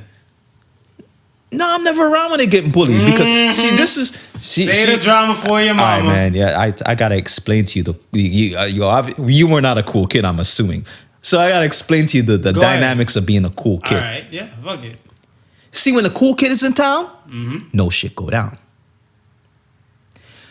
Cause the cool kid is cool enough that the bully just wants to be you know what I mean, jiving with the cool kid. So he ain't got no time to fuck around with the you know what I mean, those who are not cool. Those who are not cool like the cool kids because the cool kid's nothing like the bully. I feel so damn cold in here for all the cool you just fucking spit out your damn mouth. Look here. Well, look here. That's why I'm smooth. This is why I'm smooth. Yo, bitch ass, bring it in. Well played. Kudos. I like that. I don't know, because I look at that stuff as that I could befriend a bully now. The Marvin I am now is different from the Marvin that I was and stuff, whatever, back then. Right. Did I get bullied and stuff, whatever? I had one dude that tried, but that was like in the 4th grade. And since then, nah. And I even feel like, so I want to say, he tried to bully me. Well, he did, because we ended up getting into a fight, whatever, right? Right. And I ended up beating him and stuff, whatever, in the fight. And I felt bad afterwards when we went to the office and stuff. They're like, "Oh, he has special classes and stuff, whatever." So somebody's like, "Mark, you out there beating up retards?" And I was like, "Oh my god, he was trying to bully me, what the fuck, stand your ground, whatever, right?" Right. And I was like, "Nah, that's not the case. I'm not trying to beat up no special challenged person, but I'm like, I gotta stand my ground. I gotta hold my own." So I felt real bad and everything like that, and then. Now, as I'm older and stuff, whatever, like I don't really pay people that much attention and stuff. Like I said, I get the static on IG, I get the static everywhere. You know, I get the convos and everything. Yeah. But it don't faze me enough to shake my core. So I don't see myself getting bullied by anybody and stuff. The only person that probably had a high probability of bullying me, probably the police. Probably the cops. That's it. So, yeah, okay. Yeah. But I mean, they are for bullying black people. So that's facts. All right. You know the terminology and stuff, whatever. Ride or die. Right? Yes. Is being a ride or die dude, girl, person, you know, stupid? I'm going to say it depends on what you're riding and what you're dying for. You're riding and dying for your wife. All right. So what's the situation of... You need a situation? Yeah. What's the situation? I'll always ride for my wife. But you won't die for her? What would be the situation of dying? You trying to dance around that? Listen, we got kids. Somebody got to stay alive for the kids. What would be the situation of dying? No, I'm saying, if you die for her and stuff like that, she'll stay for the kids. Where's you going with ride this? or die in a situation is, listen, we riding together, we dying together. It ain't a solo thing. Hey, I don't think. If you listening, I'm sorry I brought the fire to your house. It ain't about dying for nobody. At least I don't think so. All right. Would you ride or die for your Ace Boon Coon, your right-hand man? Your right-hand man is Swift, right? Right. Would you ride or die for Swift? Listen. If he going to go to war, and there might be a chance that he don't come out. He not come back out. And I'm there with him. Yo, there might be a chance that both of us ain't come back out. So you gonna die? You gonna ride and die? I'll listen, man. Dude, but you won't ride or die for the woman who bore you. No, but this is what. See, listen. You're not listening to. You're not listening to the dynamic. I'm listening to the dynamic. You're just painting the narrative. I'm not painting the narrative. You got your brush out. You slapping the walls. Yeah, I'm brushing you with the asshole paint now. I'm telling you, what's the situation? Because if it's a situation where if my wifey is going into and it's a situation where she may not be coming back out, then I'm not coming back out. Okay. You understand? All right. But if it's a situation where it don't make sense, two of us dying, then it don't make sense two of us dying. I don't think, like I said, I apologize for bringing a fire under your household. So let's hope she missed this episode. Oh, she know we gonna ride. Let's hope she missed this episode and stuff like that. So then, why do you think people still ask for ride or die people in their life today? Still ask for it, or like today to this day people are still asking and stuff for it. They're like, yo, I need a ride or die chick, or I want a man who's a ride or die and stuff, whatever, for me. I was like, here's the thing. All right, remember, defend it, right? When people heard that episode and stuff, whatever, and people heard the episode and stuff, and they're like, oh shit, that's a heavy situation and stuff, whatever, right? Right. There's a few women and stuff that are like, if that was my man and he was losing the fight, I'm jumping in. Because we're both fighting and stuff, whatever, right? She's riding and she's dying. Right. Right. And one girl, she said, I will want my man to do the same for me. Right. Yeah. So I said, you want a ride or die man? She said, yeah, because I'm a ride or die chick. People are still asking for a ride or die person. That's what I'm saying. Yeah. Why do you think they're still asking for them and stuff, whatever? When even like people like you are like giving context and stuff, like I need the context before I ride or die and stuff for that. The person I will die for, literally, I'll tell you, is my son. Right. Everybody else and stuff, whatever, if they're super cool with me, I kill for you. Yeah. I kill for you. Hopefully this don't get out to like, if like you come from a criminal case matter and stuff, they know that I probably did the murder and stuff, whatever. But I kill for you. All right. So let me put I ride and kill for you. Sorry, let me put the situation like this, right? All right. So you have your boy, right? And your boy says, listen, they done come in, rape my wife, kill my kids, put a hit out on me. I ain't got nothing left. I'm going for broke. I'm going to pack up these 2 pistols. Ebony and Ivory. And I'm going to go kill motherfuckers. You riding?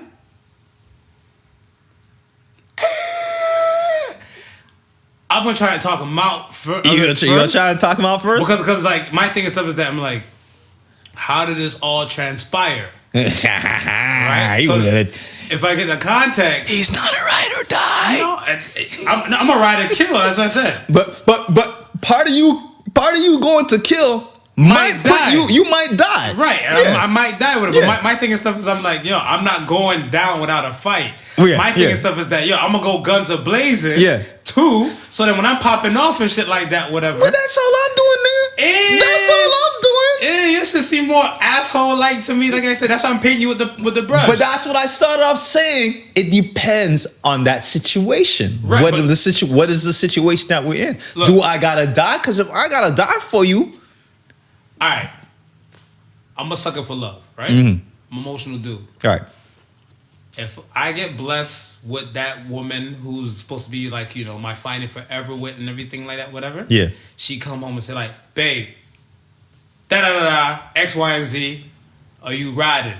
And then like say we got years in and stuff, whatever. Like, we ride or die. Yeah. Yeah. That's just it, whatever. Because that's what I'm saying. This is family.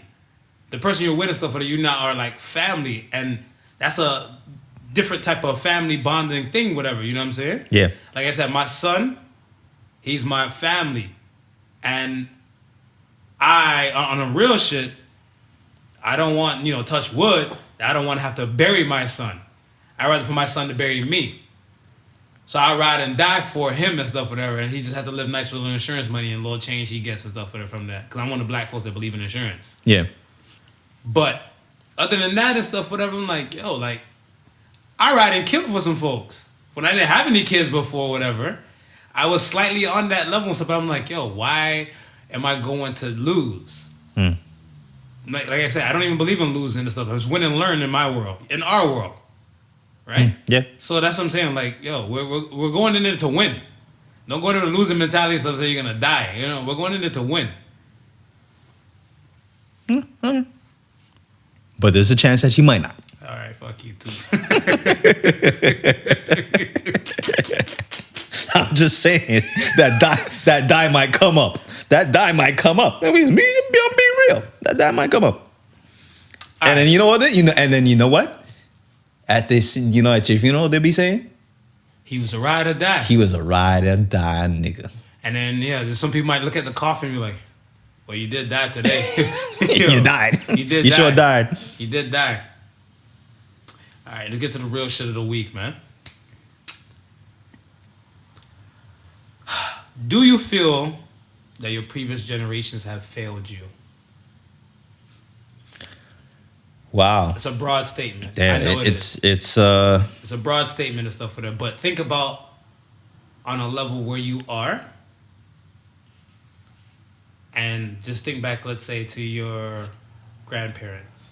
That far. We're not gonna go past the grandparents. Not great, great, great, great, great auntie, brother, sister, cousin across the street named Sally's little nephew type of shit. Just think about from your grandparents and stuff point of view. You feel like they failed you? I don't think that they have failed me. Okay. More than themselves and that generation failing themselves. So you're saying you're using...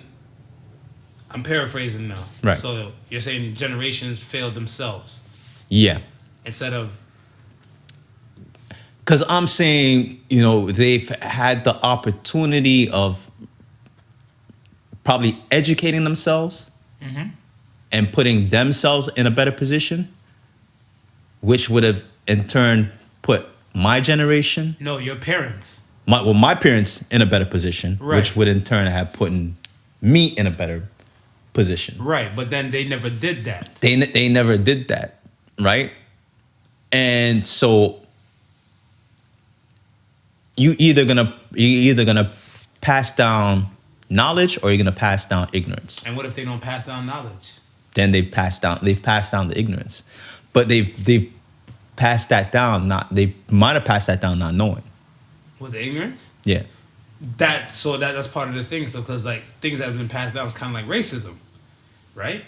Okay. Racism is in that type of line and stuff, whatever as well. That's I guess the ignorance type of level, but then you have the good from the knowledge wise would be I guess the education type of thing because kind of like if let's say your grandfather was a teacher. If your grandfather was a teacher, it probably ushered, because parents want the best for their kids. Yeah. So it probably made your parents and stuff, whatever, to be, let's say, doctors. Right? Yeah. So now your parents are doctors and stuff like that, whatever, and now it's paved the way for you to do anything because education now falls in suit in 2 previous generations before you. Right. Teacher, doctor, and now, so it's kind of like plowed. Not whatever field you choose to go in with stuff, but education stuff is plowed there to say like, hey, the seeds, all you gotta do is drop the seeds and stuff, whatever, for the next people in line. So you can't really blame them if they already set up some things and stuff, whatever, for you. So I don't think they really failed you and stuff. Now, if you choose that you don't want to fall in suit with that, then I feel like that's a generational thing, like you said. Like, it's just your generation. You have to be held accountable for your issues. Yeah. It's a generational thing, man. With me, I can only fail the generation after me by not bettering myself within the time that I'm here. Yeah, like don't go broke for your kids, go rich for them. Go rich for them, right? Right. And that in turn will better the generation for me. I don't know if me failing would affect my generation or my children's generation in any way, shape, or form. Because I think it would though. But here's the thing though.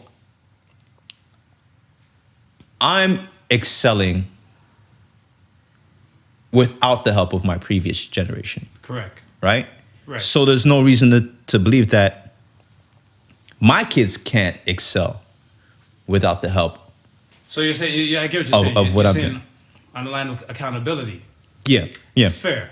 But my thing and stuff is that if there's certain things kind of paved the way and set up for you and stuff, whatever, your dance could have been a lot easier. 100%. That's what I'm saying. I.e. example and stuff like the Kylie Jenner situation and stuff, whatever. Kylie Jenner, I look at her situation and stuff was when they said she's a self-made billionaire, right? Yeah. I'm all for that, but self-made is not the word for her. No. Without her family's backing and stuff with her, or without, like, let's say Kim, no, without the father's lawyer, dad's going in and stuff with her from like the Kardashian side, right?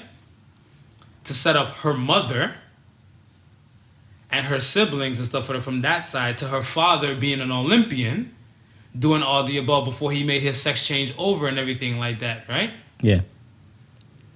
Those type of things and stuff, like the resources and the fun and the financial backing and stuff that they've given her before she created her lane of makeup and everything, whatever. Yeah. That's not self-made billionaire to me. No. So that's what I'm saying. Like her previous generation and stuff, whatever, they did well. Yeah.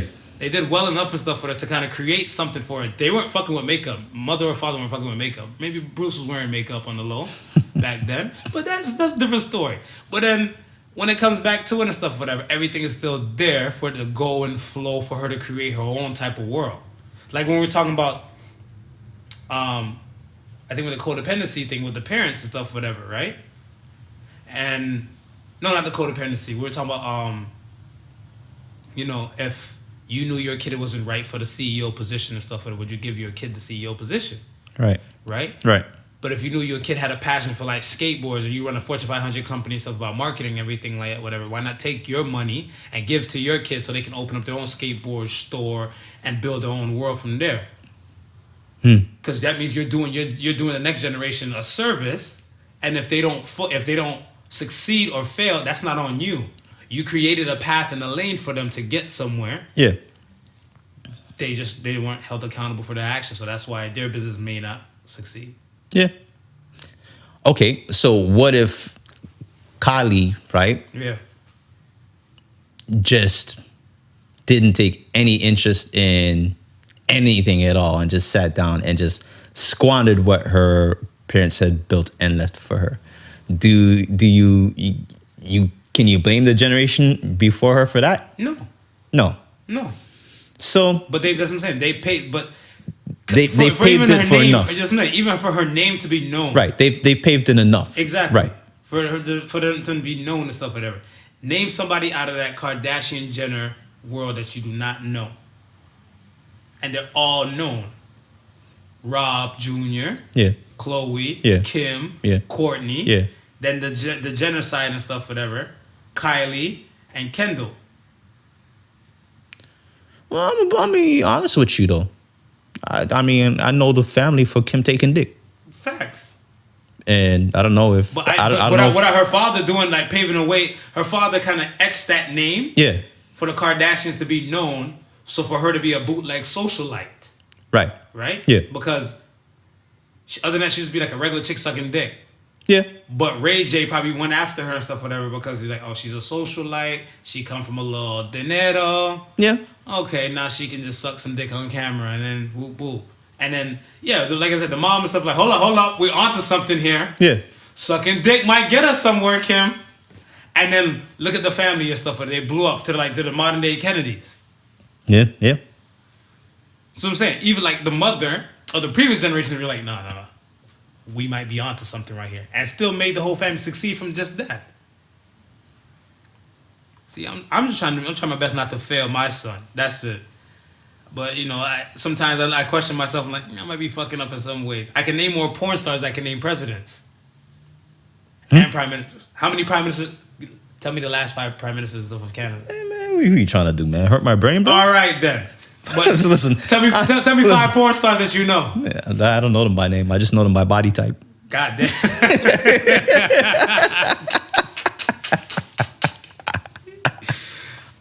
All right, man. Question of the week, man. Is love really as blind as people think?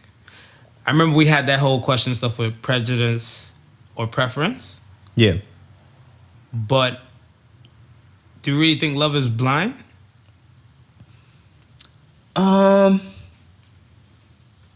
Nah. I don't think so either. Because if you put the prejudice and preference type of dance stuff in there, where it's not really blind. You know your preference. Yeah. So you know whatever your preference is and stuff, whatever. You know that if you go out there, you just look. You might be smitten by that preference and stuff, whatever. But that's just about it. Yeah. Yeah. But then, on paper, somebody who doesn't look like the typical thing you might be attracted to, might give you everything that you're actually looking for. Yeah. So I don't believe love is. I don't believe love is blind, but I do believe that you can find love where you least expect it. Rihanna, baby, can find love in a hopeless place. Yeah, you can find love where you least expect it. You may, for instance, you might meet a person and they might not be your type. Or you may not assume them to be your type. Mm-hmm. But then, you start talking to them on a friendship basis, let's say, right? Friend zone. Well, you're assuming it's friend zone, right? Okay. But you start to realize, hey, there's a lot of things that we do have in common. And I never pegged you for my type. Mm-hmm. And now all of a sudden this person is interested, or you're interested in this person as far as more than what you would typically be. True. And then, you guys get to know each other a little bit better, and you guys have a bond that's undescribable, or you're developing this bond that's undescribable because neither you pegged each other to be each other's type. And it just goes from there. It's funny. I was watching Family Feud, Steve Harvey episode. Is he on all them episodes? Are you talking about recent? Recent when I say that, because we got some old school listeners. Oh yeah. Facts. Mr. Kiss, Richard Dawson, right? So I gotta do. That's to do with the rings. Was he had the rings? The guy with the white hair and stuff. You just walk up to your wife and just kiss her on the cheek. Yeah. Fucking pervert. That's my hero, man. I want him to kiss my woman, but yeah. So listen. So there was this one family on there, right? And the wifey was tall, right? And the husband was short, right? And short, stocky guy, but the wife was tall and beautiful. Amazon. Even Steve had the asshole question like, yo, how you gonna get her, right? Tinder. So it turns out, right, that the two of them were working at a bar. He was the DJ, right? And she was a stripper? Nah, she was like waitress. Pervert. Remember, king of perverts. I know where your head was going. But who knows? Maybe she was, and they just couldn't say it on national television. I'm saying that. Just saying. They said she said server, right? What she was serving, I don't know. She said server, right? And he said when he approached her, because he's telling Steve the story now. He said when she approached her, she shot him down because she's like, you're not my type. You're not tall. You're not this, that, and the third, and so forth, right? But he was like, yo, he just kept at it. He kept at it, and they became friends. He kept trying to pursue her? Yeah. Oh, so some Don Quixote shit. Persistency is the key. They became friends. I'm lazy like that though, but go ahead. And then she started to realize that there's more to him than his height. And next thing you know, they dated, and the next thing you know, they married. Okay, so my goal in life now is to shark a giant now. Well, your goal in life is to make them know that you're more than just the mighty midget mafia. Oh, bless your heart. Bless your heart. Got a little butterfly going around in my stomach. Yeah. Nah, I agree. But I mean, to each his own and stuff, whatever, right? And I do feel like the whole love is blind aspect and stuff, whatever. Like when they say, like, I guess you might be blind enough to turn away from some of the bullshit the person does, whatever. I think that falls in the realm of codependency we were talking about before. Right. Right? So I don't really think that's part of love. You're just enabling some bullshit. But love is blind. It's not as blind as most people think, so I'm going to say no. My answer. All right. We're on the Ask the Sons question. Ask the Sons. Tensai Senpai. How many holes does a straw have? See, it hit me up with this one. So I see when you put the posts and stuff on there and everything. Yeah, he'd have hit me up with this one. I said, you know what? We was beatboxing about it a little bit. I said, you know, I'm gonna poll it. I'm gonna poll it and see what kind of responses that we get. But my response to him was 1 hole, 2 openings. And he was like, what the fuck? 1 hole, 2 openings. You have opening on one end and you have opening on the other end. Now his argument, he was saying, yeah, but some people say it's 2 holes. So this is what I said to him. I said, tell that person to push their hand through the second hole all the way to the end and see if it doesn't go through the first hole. Did you just brain fuck me just a while ago? What the hell did you just say? I don't know if you feel an orgasm going off in your head. I feel molested. You about to catch a Me Too charge real quick. So if I take my finger, put it through a straw. Right. And it goes from one completely hole to the end. Okay. Right. So I got a small straw. So I didn't even mention. I didn't even say the first hole. I said, tell your friends, because they saying there's 2 holes in a straw, right? So I said, okay, tell your friend to push your hand through the second hole all the way to the end and tell me if it doesn't come out the first hole. Oh, gotcha. And if it doesn't, it can only be one hole. One hole, because you're not separate. Your finger's not separated and stuff to another finger and anything like that. It's still the same finger. It's still the same finger. One hole. Okay, fuck it. I run with that too. That's my final answer. Next question is from DKMCC123. As a man, how do you tell a girl she has a nip slip without making everything horrible? Find another woman in the room and let her point out that the lady's titties is popping out her clothes. I'm just gonna tell you, your titties showing. But that's where you make it horrible though, because that's what you're like, why are you staring at my titties for? How am I gonna make it horrible? Another woman can walk up another woman and, oh my gosh, your breasts are so firm and squeezed, and no Me Too charges issued, no leering, no groping. But as soon as a man look and says some shit like that, whatever, you're like the monster in the room. Fact or opinion? Opinion. Facts, nigga. Opinion. Cocaine. I think you're on cocaine. Listen, man. Listen. Women out there,